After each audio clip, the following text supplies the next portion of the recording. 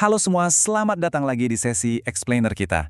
Hari ini kita bakal langsung nyebur ngebahas sejarah lengkap dari salah satu bangunan kuno yang paling luar biasa di dunia. Maksud saya, bangunan ini secara harfiah jadi pusat rotasi kehidupan miliaran orang setiap harinya. Yap, kita bakal bedah tuntas sejarah Ka'bah. Salah satu kisah paling agung dalam sejarah umat manusia. Kutipan dari sumber kita ini benar-benar pas banget. Karena begini ya, ini tuh bukan cuma soal tumpukan batu di tengah padang pasir. Ini adalah sebuah epik besar soal keimanan, penyimpangan, dan penebusan yang membentang ribuan tahun perjalanan umat manusia. Nah, buat memahamin peta sejarah yang panjang ini, kita udah bagi jadi 4 fase utama.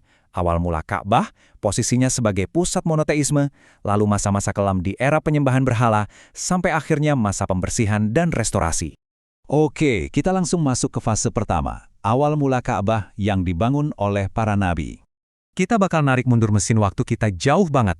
Mulai dari masa Nabi Ibrahim di zaman dahulu kala, lalu melintasi berabad-abad ke masa generasi suku Quraisy, sampai akhirnya berujung di puncak sejarahnya, yaitu pada masa Nabi Muhammad.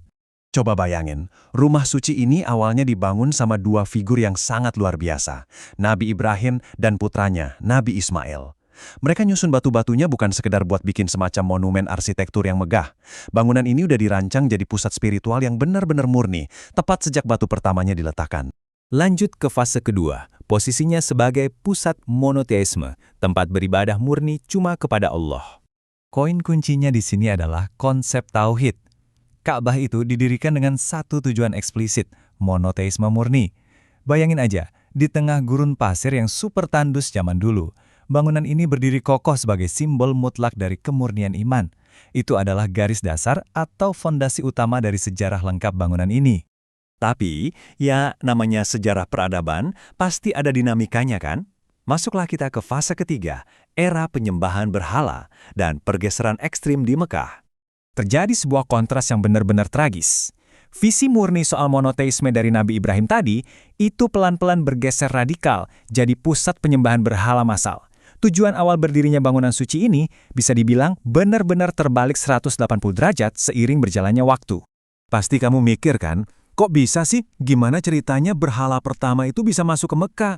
Misteri terbesarnya adalah apa coba yang memicu penyimpangan spiritual segede itu di tempat yang tadinya sangat dijaga kesuciannya? Jawabannya ada di perjalanan waktu suku Quraisy dari generasi ke generasi. Ajaran-ajaran awal yang murni itu nggak hilang gitu aja dalam semalam.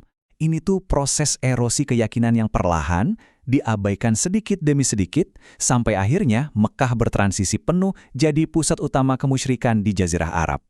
Ratusan.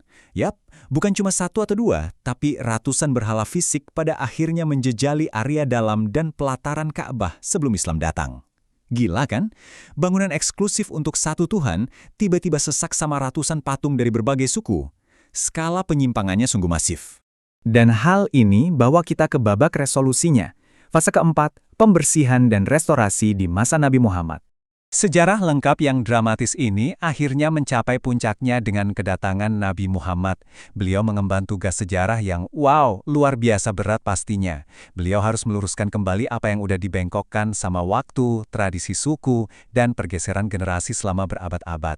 Proses pemulihannya juga sangat sistematis. Dimulai dari kembalinya sang Nabi ke kota Mekah. Terus dilanjutkan dengan pembersihan fisik secara total dari ratusan berhala yang mencekik Ka'bah. Sampai akhirnya, restorasi penuh terjadi. Ka'bah dikembalikan lagi ke tujuan monoteistik aslinya, persis seperti yang diamanatkan Nabi Ibrahim sejak awal mula. Jadi pertanyaannya, setelah kita ngebedah sejarah lengkap yang ibarat roller coaster ini, dari penciptaan yang murni, kerusakan di era berhala, sampai pembersihan sistematisnya, gimana hal ini ngebentuk pemahaman kamu soal Ka'bah sekarang?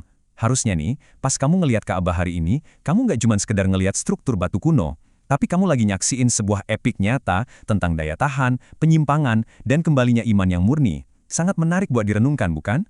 Teruslah mengeksplorasi sejarah, dan sampai jumpa di sesi explainer kita selanjutnya.